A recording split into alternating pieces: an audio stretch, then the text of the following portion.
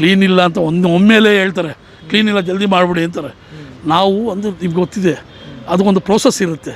ಒಂದು ಪರ್ಚೇಸ್ ಮಾಡಬೇಕು ಅಂದರೆ ಹಣನ ಒದಗಿಸ್ಬೇಕು, ಭಾಳ ಹ್ಯೂಜ್ ಅಮೌಂಟ್ ಒದಗಿಸ್ಬೇಕು. ಅವಾಗ ಏನಾಗುತ್ತೆ, ಟೈಮ್ ತೊಗೊಳುತ್ತೆ. ಹಣನ ಕ್ರೋಢೀಕರಿಸ್ಬಿಟ್ಟು ಸರ್ಕಾರ DPR ಅಲ್ಲಿಂದ ಸರ್ಕಾರ ಸ್ಟೇಟ್ ಗೌರ್ಮೆಂಟ್ ಮೇಲಿಂದ BBMP ಹುಡ್ಕೋಬೇಕು, ಹುಡುಗಿಂದ ಬರಬೇಕು. ಅಷ್ಟೊತ್ತಿಗೆ ಹಣನೂ ಸ್ವಲ್ಪ ಹೆಚ್ಚು ಕಮ್ಮಿ ಇರುತ್ತೆ. ಹಾಗಾಗಿ ಈಗ ಜನಗಳು ಈ ಅಪೋಸಿಷನ್ ಪಾರ್ಟಿಗಳು ಇಲ್ಲ ಕ್ಲೀನ್ ಇಲ್ಲ, ಗಲೀಜಿದೆ ಒಮ್ಮೆಲೇ ಮಾಡಿ ಅಂತ ಯಾವಾಗ ಅರ್ಜೆಂಟ್ ಮಾಡಿದಾಗ ಆಗ ಏನೋ ಆಗ ರೆಂಟ್ ತೊಗೊಂಡು ಒಂದು ಸ್ವಲ್ಪ ಮಾಡೋದು ಒಂದಕ್ಕೆ ಅವರು ಮಿಷಿನೇ ಪರ್ಚೇಸ್ ಮಾಡ್ತಾರೆ. ಅದಾಗುತ್ತೆ, ಎಲ್ಲ ಸರ್ವ್ ಮಾಡ್ತಾರೆ. ಇವ್ರ ಕಾಲದಲ್ಲೂ ಅದೇ ಥರ ಮಾಡಿದ್ದಾರೆ.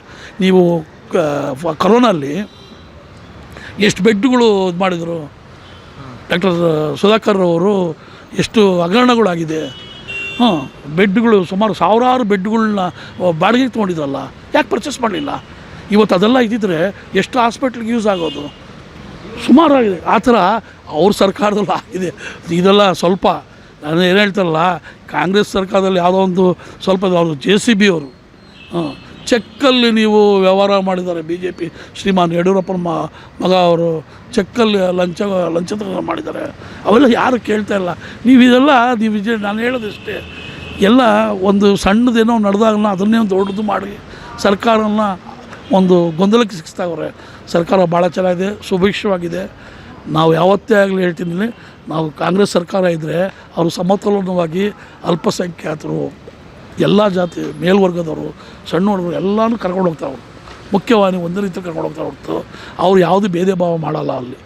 ಇಲ್ಲಿ ಭಾಳಷ್ಟು ನಿಮ್ಗೆ ಗೊತ್ತಿಲ್ಲ, ನೀವು ಸರಿಯಾಗಿ ನೀವು ಆಳವಾಗಿ ಹೇಳಿದಾಗ ಗೊತ್ತಾಗುತ್ತೆ ನಿಮಗೆ. ಮಹಾತ್ಮ ಗಾಂಧೀಜಿನ ಒಪ್ಕೊತಾ ಇಲ್ಲ ಏನು ರೀ, 95 ವರ್ಷ ಅವತ್ತು ಪಿತಾಮಹ ಅಂತಾರೆ ಮಹಾತ್ಮ ಗಾಂಧೀಜಿ.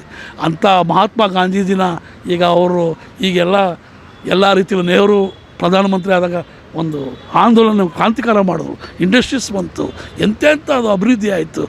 ಎಲ್ಲ ಬಂತು. ಕಂಪ್ಯೂಟರು ಅವತ್ತು ರಾಜೀವ್ ಗಾಂಧಿ ಕಂಪ್ಯೂಟರ್ ಮಾಡಿದಾಗ ಅಪೋಸ್ ಮಾಡಿದ್ರು. ಜನ ಇಲ್ಲದೆ ಇವತ್ತು ಅದಿಲ್ಲದೆ ಮಾಡೋಕ್ಕಾಗಲ್ಲ. ಮನಮೋಹನ್ ಸಿಂಗ್ GST ಮಾಡಿದವರು ಅದನ್ನು ಒಂದೊಂದು ಸ್ಟೆಪ್ಪಲ್ಲಿ ಮಾಡ್ಬೇಕಾದ್ರು. ಅವ್ರದ್ದು ಎಲ್ಲ ಈಗ ಅವ್ರು ಏನು ಮಾಡಿದಾರಲ್ಲ, ರಾಜೀವ್ ಗಾಂಧಿ ಏನು ಅವತ್ತು ಕಂಪ್ಯೂಟರು ಮತ್ತು ಇದೆಲ್ಲ ಎಲೆಕ್ಟ್ರಾನಿಕ್ಸ್ ಇರುತ್ತಂದ್ರೆ ಅದೇ ಇವತ್ತೆಲ್ಲ ಯೂಸ್ ಆಗ್ತಿರೋದು. ಅವತ್ತು ಮನಮೋಹನ್ ಸಿಂಗ್ ಫೈನಾನ್ಸ್ ಏನು ಅಡಿಪಾಯ ಇಟ್ಕೊಟ್ರಲ್ಲ, ಅದಕ್ಕೆ ಇವತ್ತು ಸುಭಿಕ್ಷವಾಗಿರೋದು.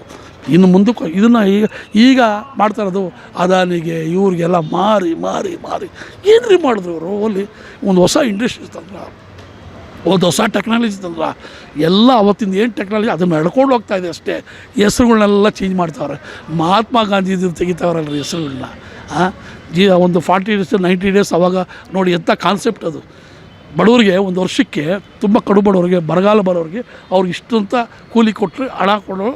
ಅಲ್ಲಿ ಕಾರ್ಯಕ್ರಮ ಒಂದು ಒಪ್ಕೊಂಡ್ರು, ಏನು ಅಭಿವೃದ್ಧಿಗೆ ಆ ಏರಿಯಾದಲ್ಲಿ ಹಣ ಕೊಡೋಕ್ಕೆ. ಅದನ್ನು ಚೇಂಜ್ ಮಾಡಿ ಮನ್ರೇಗಾನದ್ದು ತೊಗೊಂಡೋಗಿ ಬೇರೆ ಹೆಸರಿಕ್ಕಿ ಗಾಂಧೀಜಿನ ಹೀಯಾಳಿಸೋ ಮತ್ತು ಬಂದಿದ್ದಾರೆ ಅಂದರೆ ನೀವು ಏನಂತೀರ ಹೇಳಿ? ಸ್ವಲ್ಪ ಇದು ಮಾಡ್ಕೊಳ್ಳಿ ನೀವು. ಸ್ವಲ್ಪ ಮಹಾತ್ಮ ಗಾಂಧೀಜಿನ ಪ್ರಶ್ನೆ ಮಾಡ್ತಾರೆ, ನೆಹರು ಪ್ರಶ್ನೆ ಮಾಡ್ತಾರೆ ಅಂದರೆ ಇನ್ನು ಏನು ಮಾಡ್ಬೋದು ಹೇಳಿ? ನಾಳೆ ದೇವ್ರಿಗೂ ಸರಿ ಇಲ್ಲ ಅಂತ ಹೇಳ್ತಾರೆ. ನಿಜವಾಗ್ಲೂ ಹೇಳ್ತಿದ್ದೀನಿ, ಇನ್ನು ಮುಂದಕ್ಕೆ ಇಲ್ಲ ನಾವೇ ದೇವರು ಅಂದ್ಬಿಡ್ತಾರೆ. ಅಂಥ ಕಾಲ ಬರುತ್ತೆ. ಈ BJP ಸರ್ಕಾರ ಇದನ್ನು ಯಾವುದೇ ಕಾರಣಕ್ಕೂ ಜನಗಳ ಹಿತದ ಸರ್ಕಾರ ಅಲ್ಲ.